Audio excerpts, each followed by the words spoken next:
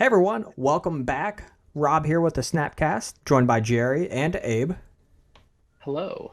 Hey guys. And today we're going to be discussing the turn. So we're going to be going through shuffling your deck, presenting your deck, which is just stuff we're just going to state. You're not going to see it here. And then we're going to discuss drawing your opening hand, going through a full turn. And during that time, we're going to be discussing different things like the stack, timing and priority, and then activated versus triggered abilities versus static abilities. And this is going to be very basic. Now, Jerry and I, we have two modern decks here. The program we're using is called Cockatrice. It is a free-to-use application online where you can play against multiple people and get practice with your deck. Now, when it comes to your other clients that you can play online, this is all on the players. You must know the rules of the game. Nothing will be automatic for you. It's not like Magic Online or Magic Arena, where when different effects get triggered, such as losing life, damage, all of that is kind of done for you after you've used the card. Here you must manually change everything. I'm not as familiar with the program. Jared used this program a lot to test. Yeah, so great program for play testing, great program for playing solitaire. Like you can play a game with yourself to make sure a deck functions, that type of thing. I suggest people to use it when they actually know when they actually know the rules of the game. So let's go ahead and go through our decks are represented here, the pile of 60. Whenever it comes for basic deck construction, in most formats, it is a minimum 60 card deck. You may have more, but you cannot have less than 60 in your typical constructed Magic the Gathering. So we would shuffle our decks, Jerry, and you would want to make sure that it is sufficiently randomized. Don't try to do anything that could make it look like you're looking at where cards are going. Players have been caught for cheating for that. They've been very skilled in practice at trying to glance down and see, is it a land card or a non-land card? And they're able to manipulate cards to the top or to the bottom. These players are absolute scum. They have no place in Magic the Gathering, in my personal opinion. If you're going to cheat at a card game like this, go cheat at something else where you can make significantly more money. Don't ruin my good time when I'm trying to have fun with my hobby. So we would shuffle the deck, we would cut the deck, and then we're going to go and draw our opening hands. Now, how many cards do we draw for our opening hands? 7. Okay. And I can do that just by double-clicking the top card, correct? You can hit Control M and it'll automatically give you 7 cards. Oh, and we're going to draw 7 Nerd. cards. And there we go. Now, the cards are very small on here. I apologize for that, but we can see the names of them. And we are sharing screen, so Jerry gets to see my entire hand. That's fine. Oh, Actually, I hit it, so I don't know what's in your hand. What am I even doing with this deck right now? Things you want to be looking at with your opening hand. Are you able to cast spells with the land cards you have? Are you able to play a spell soon? Or are you going to have to wait a couple turns because your spell is an expensive spell? It has a high mana value. Here, most of my spells have low mana values. My creatures here, can I move that over? Yeah. These are my creatures in hand. They all cost 1 mana. But my land, if I was able to make it larger, which I'll go ahead, it doesn't even matter if it goes on the field. My land cannot create a color of mana on its own right now. So I would have to do what's called a mulligan. Now, what a mulligan is, and this is perfect because we get to talk about mulligans. A mulligan means you take your hand, you shuffle it back into your library, shuffle your library sufficiently, and then you draw a new hand of 7. Now, when you decide to keep your hand, you will choose 1 card, or however many times you have mulliganed, you will choose that number of cards and put them on the bottom of your library. Generally, the way this works is before you even draw your hand, you determine who goes first. How you determine who goes first is up to you and your opponent. You can play rock, paper, scissors. You can roll dice, do high roll, low roll, odds or evens. It's up to you. But it has to be a way between you and your opponent to agree upon how you're going to decide who goes first. Whoever goes first will make the decision to choose to keep their hand first. And Jerry right now is laying out the Magic the Gathering rock, paper, scissors in the form of rock lobster, paper tiger, and scissors lizard. With this here, what you can do is shuffle the cards up face down, have your opponent choose a card for you and for them, and then you get to figure out, who wins. You could assign number values 1, 2, and 3 and roll dice to see who gets what. Again, it is up to you and your opponent to decide how you want to determine who goes first.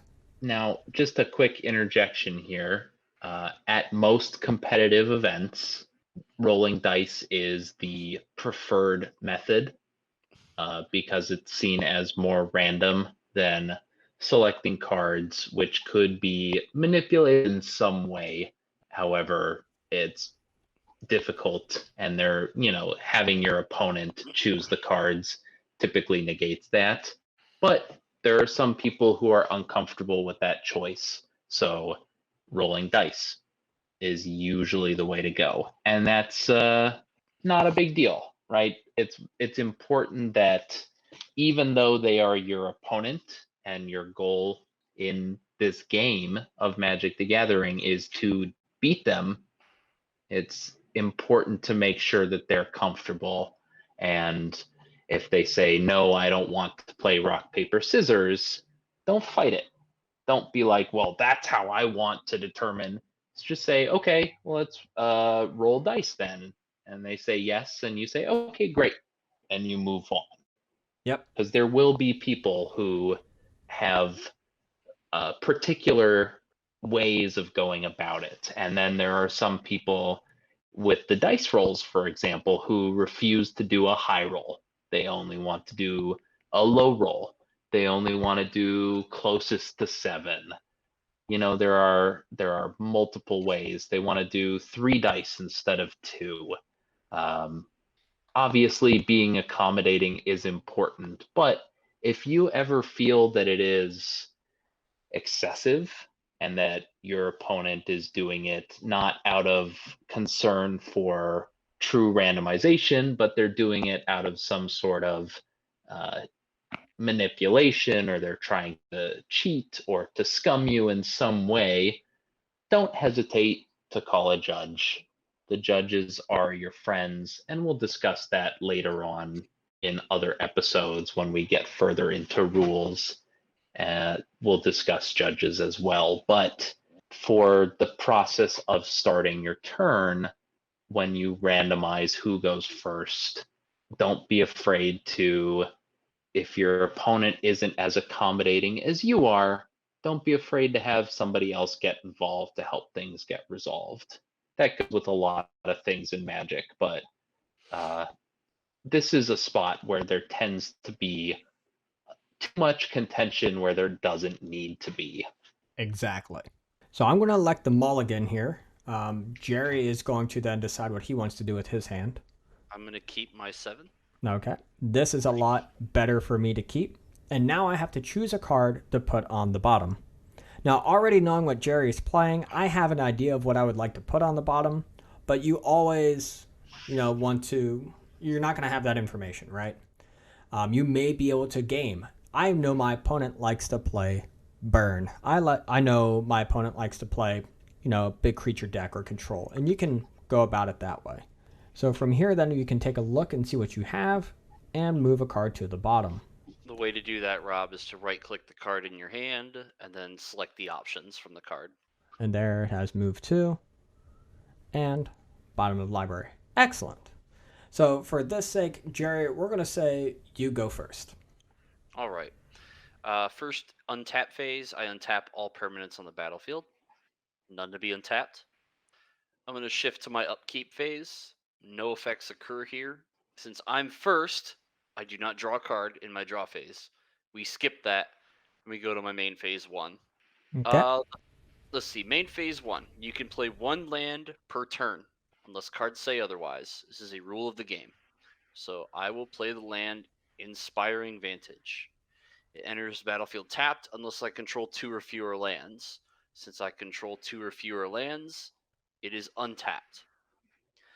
I'm going to tap it, and I will produce a red, and I'll put it in my mana pool, and I will cast Goblin Guide for 1 red. Ooh. I'm going to put it on the stack here. It's that boy. It's that boy. Rob, does the Goblin Guide resolve? Okay, and this is important. Right now, he is in the middle of casting a spell. Casting a spell has multiple parts. It can go very deep. Okay.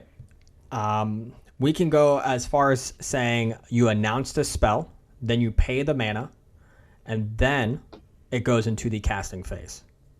Pretty generic on that one, correct? So far? That is the 100% super technical correct way to do it. You announce that you are casting the spell, you reveal the spell, you pay for the spell.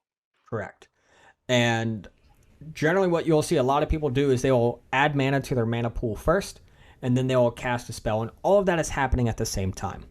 Very rarely do you need to get super deep into the weeds, as we just did, and there was only one deck that truly benefited from it, which we're not going to get into. So now the spell is on the stack. At this point, if I have any instants and I have the ability to cast them, I may respond before this Goblin Guide enters the battlefield. During a turn, the active player, so the player whose turn it is, starts with priority at the beginning of every phase. So this was the first main phase. Jerry played a land. That cannot be responded to. Now when he tapped that land for mana, I also cannot respond to that. You cannot respond to a mana ability. He cast a spell. Now, I have the ability to do something. I can counter it. I can play a card that causes some action, as long as that card is at instant speed, or I have the ability to do casting at instant speed, because some spells or abilities let you cast at instant speed certain spells. In this instance, I do not. I have no mana. I have nothing in my hand to do so, and I would say it resolves. All right, Goblin Guide enters the battlefield. At this point, I will move to my combat phase. Goblin Guide has haste, as Rob mentioned in the previous video. Haste means that the creature, when it enters the battlefield, does not have summoning sickness. It can activate its abilities, and it can attack the turn it enters. One thing real quick here. Before Jerry moves to his combat phase, priority would pass to me again. Yep. So now that Goblin Guide is on the battlefield, if I had a spell that could kill Goblin Guide, I could do that. But I don't have mana, nor do I have this spell. So before we even go to combat, he passes priority to the opponent, at which point I have no response.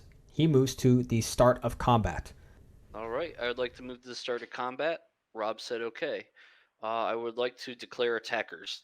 Okay, and before he declares attackers, I again get an opportunity to respond. I have no response. We move to the declare attackers step. At this point, if we are in declare attackers, I must declare all of my attackers simultaneously. Nothing else happens here until the end of declare attackers. So I will declare my attacker Goblin Guide. A Goblin Guide has a triggered effect. The trigger would go on the stack. Whenever Goblin Guide attacks, defending player reveals the top of their library. If it's a land card, they put that card into their hand. So Rob. Now, Yep. Rob, Jerry, Yep. what is a triggered ability? A triggered ability is an ability that occurs as a result of something else happening. All triggered abilities in Magic the Gathering have the clause in the very beginning of the phrase that says whenever, when, or if. So in this case with Goblin Guide, whenever Goblin Guide attacks, this is a triggered ability, so on and so forth. That is correct. And that is different from an activated ability. An activated ability has a cost associated with it, whether it is paying mana, sacrificing a creature, either of those, and it will generally have that cost on there. And static abilities, the last ability. Static abilities are abilities that are always on, So such as an enchantment on a creature. Correct. Anyways, you revealed the top card of your library. It is not a land. It goes back on top of your library. Move to blocks. I have no creatures to block. Okay. I would like to move to damage. Once, and this is a key point here, once you go beyond the blocker phase, because I still have an opportunity to kill Goblin Guide if I had a spell or the mana to do so at this point and not take damage. Once you go to damage, though, damage happens in 2 portions. Jerry, go ahead and walk through damage. Sure. The first portion is first strike damage. Creatures with the first strike or double strike ability deal damage here. It happens simultaneously, and no one can respond to it when you enter the phase. The next set of damage is the normal damage phase. Normal damage, all creatures with double strike and without first strike deal damage simultaneously as soon as they enter this phase. In this So, instance, Jerry is attacking me directly with a 2 Yep. power creature. I have no blockers. I take 2 damage. Move to damage, you take 2. So, yep, there you go. End combat phase. And so here, if you had any abilities at the end of combat, any instances, you may utilize those now, which none of us do. So then we Correct. move to the second main phase. At this point, if I did not play a land in my first main phase, I could play a land here. And I can also cast other sorcery spells and creatures here if I had the mana to do so. But I do not, so I would like to move to my end phase. Okay. Priority passes to me again. I have nothing I can do. We move to the end phase. Okay, Rob, go ahead and click pass in the bottom left. Okay. Well, hang on. There's let's talk about one more phase here too. So you have your end phase. Sure. The cleanup phase, I Yep. understand. The cleanup phase is a phase where nobody has a response to it. The only time you enter cleanup phase in every game, but the only time an action is taken in the cleanup phase is when a player's hand size exceeds their maximum hand size. So say I have 7 cards. Let's say I have 8 cards in my hand, but my maximum hand size is 7. When you move to cleanup, you have to discard down, meaning move a card from your hand to the graveyard so that you have 7 cards in your hand. At this point, though, nobody can respond to anything. This happens. Yep. And then the turn is passed. Most times at the end of the second main phase or even after combat, you may hear your opponent say, pass turn. That means they have nothing else to do in the second main phase, and they are saying, I am done with my actions. It is now your turn. At which point we click pass. It is now my untapped phase. So how do I move through phases on this, Jerry? Just left click them. Okay. So I have... Now, Rob, before you start your turn, I want to jump in and just talk a little bit. We know how we've discussed Magic players having slang and jargon in their own language. There is also a bunch of shortcuts that Magic players take throughout a game of Magic. And this is something that you will become familiar with as you play more Magic and as you learn more about the game itself. So one example of a shortcut, which in Magic is a term used kind of broadly because there are a bunch of different meanings to it. So in this instance, a shortcut can be taken on your turn. For example, at the first main phase, you play a land and you have nothing else to do for the rest of your turn. You have no cards you can cast, no actions you can take. And if your opponent does something, you have no responses to it. So it's your first main phase, and you just tell your opponent, I'm passing the turn, pass turn, end of turn, however it's phrased. And that is implied that you are going from your first main phase all the way through every step through the rest of your turn and moving to your opponent's turn. That shortcut is just taking out all of those extraneous steps. And it happens relatively frequently because there are a lot of circumstances where you don't have any actions or your opponent doesn't have any actions. So even though it is your first main phase and there are 14 steps in total, you say pass turn and you skip right through all of them. Now, there might be circumstances where your opponent has some sort of an action and they say, hang on a moment, I would like to take an action during your second main phase or during your end step. They'll let you know. But that shortcut that you can take, it makes things a little easier for all players, and it's only useful if you know why you're doing it and your opponent knows why you're doing it. So new players, beware, but be aware as well. And think about that too. The actions you want to do on your next turn or possibly during your opponent's turn constantly. So then you don't accidentally say, if they say pass turn, be like, okay, untap. Oh, wait, I wanted to. Sometimes your opponent will not let you go back in time. Another time where shortcuts could get tricky is this beginning phase and the untap, upkeep, draw phase. A lot of players will untap and then draw their card. But you may have wanted to do something before they drew. So be careful to communicate that and be prompt with that and loud. Like, don't scream at them, but don't be timid like, oh, I wanted to act in your, be like, in your upkeep. And if you need to, you can like put your hand out like kind of a stop motion with your hand, open palm and whatnot. Like, in your upkeep, I want to do this or I want to do that.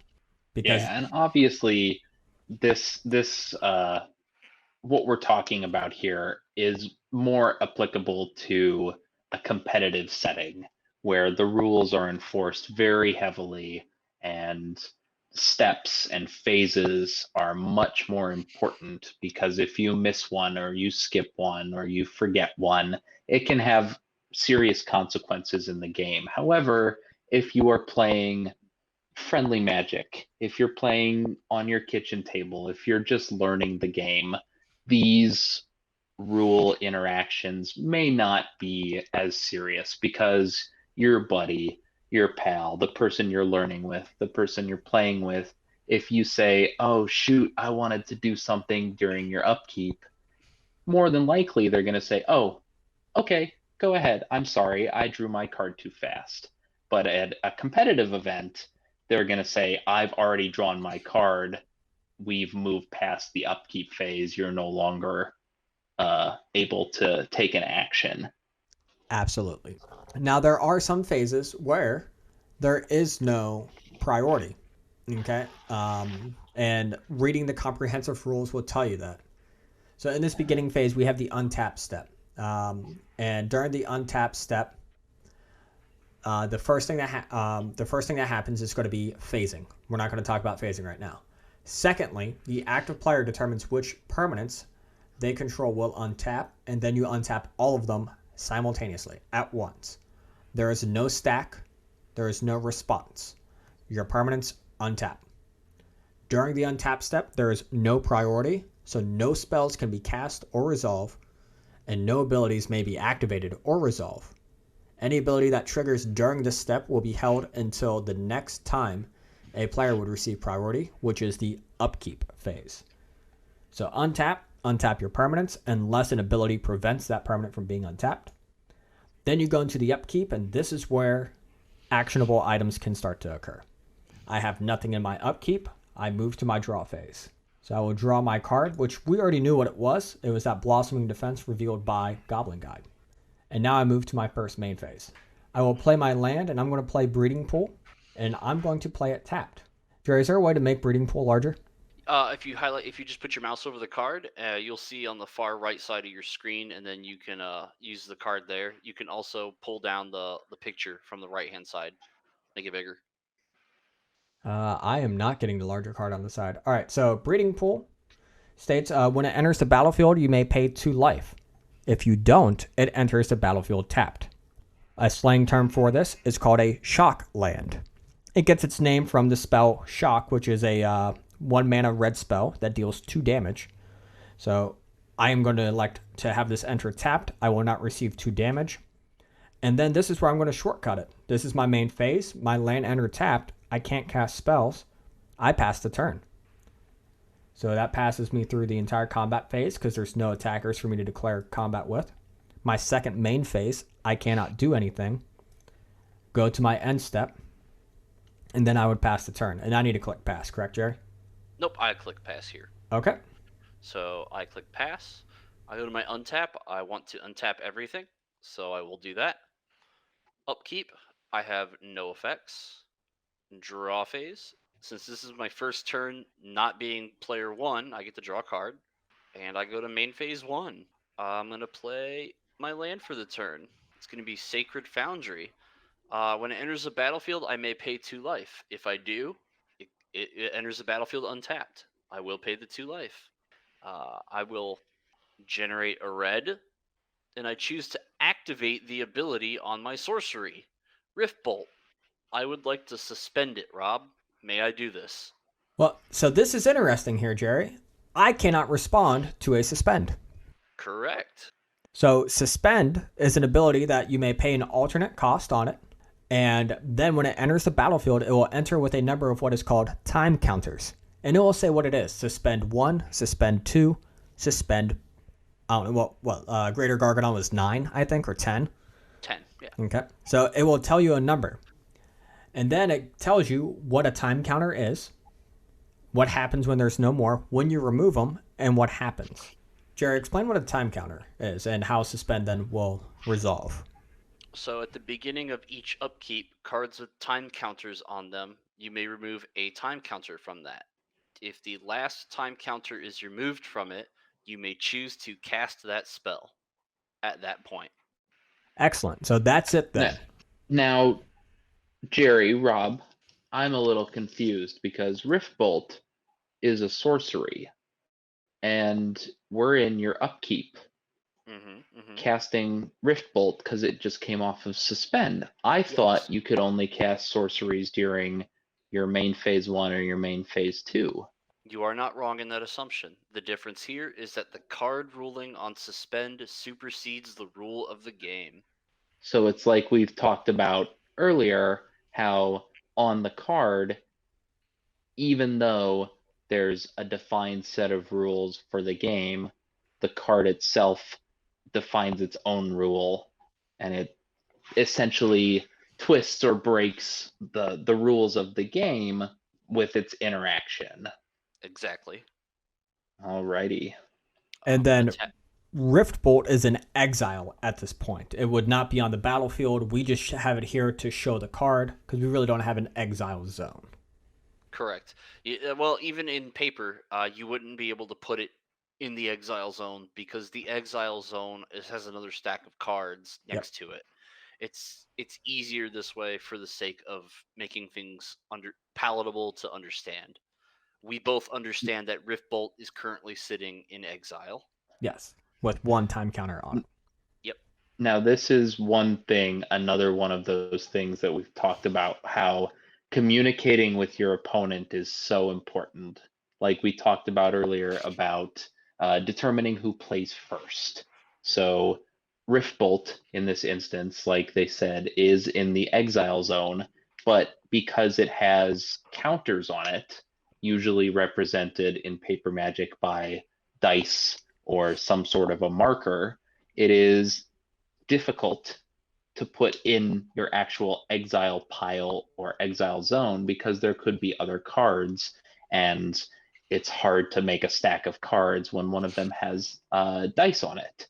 So when you place this card in exile with the time counters, it's important that you and your opponent both understand and come to an agreement that it is represented in the exile zone, even though it might not be placed in the exile pile with the rest of your cards in exile.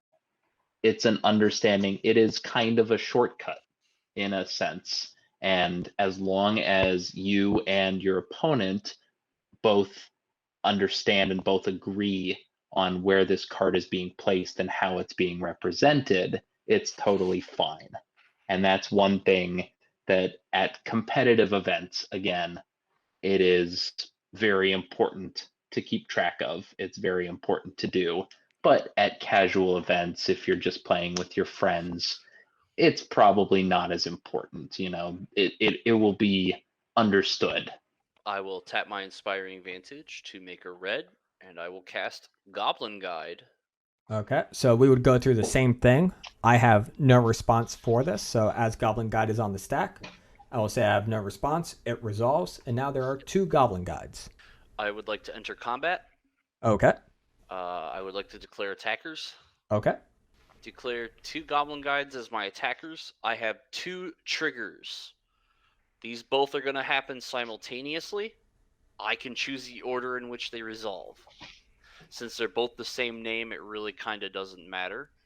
But we're going to resolve the first Goblin Guide. Rob, reveal the top card of your library.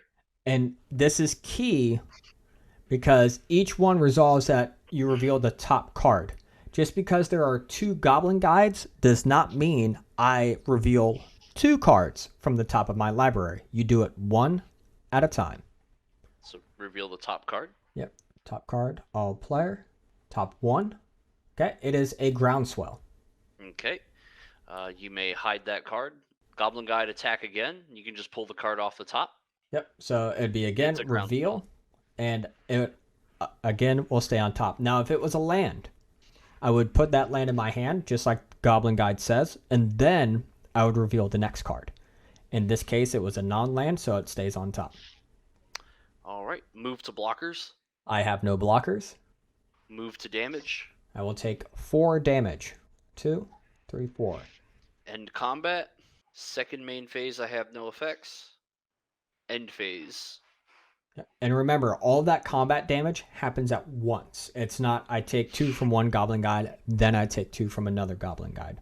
Once I enter damage, I am taking 4 damage. So now it is my turn. I have my untapped phase. I go to my upkeep. I have no actions in my upkeep, and I go to my draw. I draw that Groundswell that we knew. And then I enter my first main phase. I will be playing another Breeding Pool, but in this case, I will be electing to pay 2 life, so it enters the battlefield untapped. I'm going to add 1 green mana, and I'm going to cast Glistener Elf using that 1 green mana. Glistener Elf resolves. All right. Glistener Elf has resolved.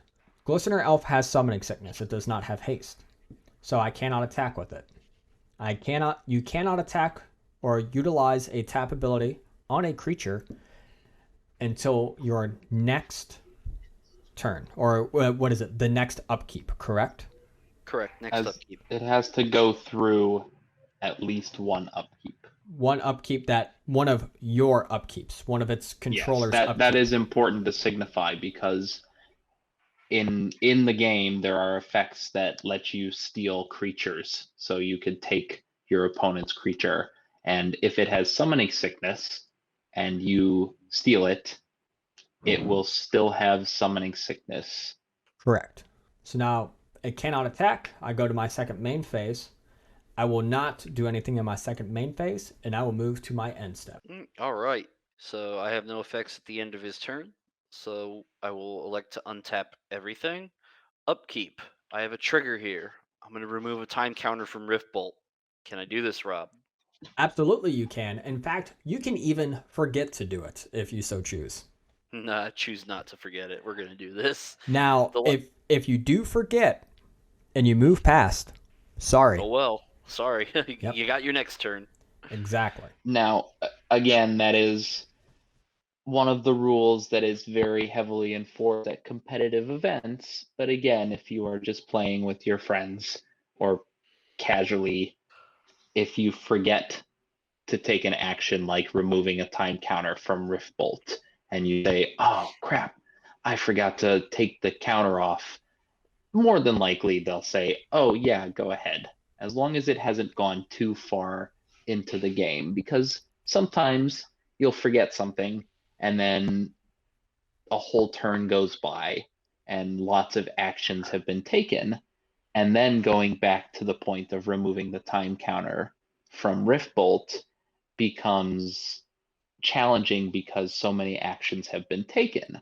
But if you say, it's my turn, untap my cards, draw my card for the turn, oh crap, I forgot my Rift Bolt, and your friend says, yeah, that's no problem, there's been no actions in the middle, nothing has changed, more than likely it's okay. At competitive events, it's a no-go. You have to maintain everything like we said, but For friendlies, go for it. The worst they can do is say no. All And right. there are different things you can do to remind yourself. One thing I'll do is I will put a die on top of my deck so that whenever I go to draw my card, that die is like, hey, I want you to do something before you draw a card. It's like, oh, that's right. Remove a counter from, say, in my instance, Search for Tomorrow deck that I play. I would remove a time counter from it before I draw my card. So then I can still do that and then progress through the turn. So Jerry in his upkeep has removed his time counter. I removed the last time counter from Riftbolt, so I will choose to cast it, Okay. targeting Glistener Elf. Okay. I can respond now. This is Yes. where we get to the stack. So Rift Bolt is on the stack. Jerry, would you be able to move that onto the battlefield? Jerry is wanting to deal 3 damage to my Glistener Elf. So I'm going to respond. So I would say in response, I'm going to tap Breeding Pool for 1 green mana. And then I'm going to cast Blossoming Defense in an attempt to save Glistener Elf. Blossoming Defense gives target creature +2/+2, and it gains Hexproof until end of turn. Yep. Hexproof means it cannot be targeted by spells or abilities my opponent controls. So I'm hoping it's going to survive here. Rob, Yes. hexproof says it cannot be targeted by spells or abilities, but Riftbolt is already targeting your creature. So how does that work? Hexproof fizzles the ability. Fizzling a spell is when a spell attempts to resolve where the game says it cannot. In this case, the creature has hexproof before the Rift Bolt resolves. Therefore, the Rift Bolt cannot target the Glistener Elf, so it fizzles. So there are 2 steps, 2 actions that it checks whenever you go to cast it. First, when you cast a spell, is it a legal target? At the time Riftbolt was cast, my Glistener Elf was a legal target because it did not have hexproof. The next time it gets checked is when that spell resolves. Is that still a legal target? If it is, the spell resolves, the damage is dealt. If it is no longer a legal target, or if a condition is no longer met, then that ability will fizzle. It will not occur, and then the spell is discarded or like moved to a graveyard, exile, whatever the rest of the action is for that spell. All right. With Blossoming Defense on the stack still, I will respond. We'll make a red mana, and I will cast Lightning Bolt, targeting the Glistener Elf. Okay, so now we have the stack. The first spell being cast here was Rift Bolt. The way the stack is going to resolve, though, is what was the last spell cast. So the last spell cast is Lightning Bolt, or the last ability activated, because abilities also go on the stack as well. In this case, I have no response. I cannot keep my Glistener Elf alive anymore. I cannot give it hexproof again. So the Lightning Bolt is going to resolve, and it is going to deal 3 damage to my Glistener Elf. My Glistener Elf has a toughness of 1, and that Lightning Bolt will kill my Glistener Elf. So the Lightning Bolt resolves. Okay. Lightning Bolt goes to my graveyard. Blossoming Defense has no legal target, so it fizzles and goes to the graveyard. Rift Bolt fizzles, goes to my graveyard. And that is the stack. And that can be used for all activated abilities, all triggered abilities, and all spells, as long as you are casting in the legal phase that a spell could be cast, meaning sorceries generally can only be cast during main phases. A sorcery may not be cast in response to another sorcery or instant until that sorcery or instant resolves. You can only cast sorceries on your main phase, unless an ability allows you to cast it at instant speed. All right. I think another important distinction here, while we're talking about that, for example, with sorceries, is the easy way to explain it to a player is that a sorcery, obviously Rift Bolt, we saw, is a unique circumstance because it's cast during the upkeep when the time counter comes off. But in a traditional sense, the sorcery during your main phase can only be cast when the stack is empty, Ooh, when yes. there are no other actions or items on the stack. Yes. That's the easiest way to take a look at it. So yes, it is your main phase, but there might be something already happening on the stack, which means you cannot cast a sorcery. You can only cast an instant or something else that can be responded with at instant speed. And some triggered abilities or activated abilities can only be activated at sorcery speed. Make sure you read entirely what it is you want to do to understand when you can legally do it. Most of the time, it will say on the card, this ability can only be activated as a sorcery. They're very clear about that. However, there are some that do not designate that. For example, planeswalkers. All planeswalker abilities, unless it states otherwise, can only be activated at sorcery speed, which means they can only be used during your first or second main phase, and they can only be used when the stack is empty. So you cannot activate a planeswalker's ability in response to your opponent doing something. Correct. All right. I move to my draw phase. Draw my 1 card. Move to my first main phase. I have nothing I want to do here. I would like to move to combat, Rob. Yep, move to combat. All right. I would like to declare attackers. Declare attacks. 2 Goblin Guide triggers. Okay. Reveal the top card. Mutagenic Growth. All right. Then you would reveal the top card again. Mutagenic Growth. Yep. Move to blocks. No blocks. Move to damage. And here I would take 4. And it's not looking good. I'm at 8 damage. No creatures on 8 board. life. Or sorry, 8 life. No creatures on board. And my opponent is still at 18. Yep. I will play in my second main phase here. I do elect to play a mountain because I have not played a land this turn. I will make 2 red mana. I will cast Eidolon of the Great Revel. And this is where I would move to the one phase that is not mentioned in the comprehensive rules, and that is the scoop phase. So All right. Now, this is another one of those lovely pieces of Magic the Gathering jargon or slang. The action of scooping or taking a scoop, moving to the scoop phase, etc., simply means to concede the game to your opponent. The term scoop comes from the action of scooping up all of your cards and leaving the game because you have been defeated. Yep. Now this was game 1. Most games or matches are not best of 3, but first to 2 wins. This is key, not best of 3, because it is possible to play a 4th game if 2 games end in a draw, because it is possible for both you and your opponent to lose at the same time. So that is the turn. That is the stack, timing, priority, activated abilities, triggered abilities, and static abilities. Again, if you I think. Oh, I'm sorry. Go ahead, Rob. I was going to say, again, if you have questions, please let us know in the comments, and we will answer them. And if you want to see another video or you want to see other interactions, we can definitely go through those. So one of the easiest ways to remember how the stack works, because it is a very complicated step and it can get very cluttered when you and your opponent are both doing things, doing multiple things at the same time. You have to remember that this game was designed by math professor and a game designer, and the stack is essentially a computer code. So the easiest way to remember how the stack works is FILO, which is a term that means first in, last out.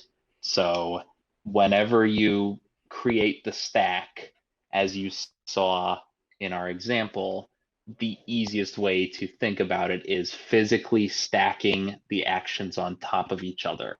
And whatever is the first one in, aka the bottom of the stack, is going to be the last one out, because you have to get through everything that's on top of it in order to get to the bottom, which is the last one out. So first in, last out.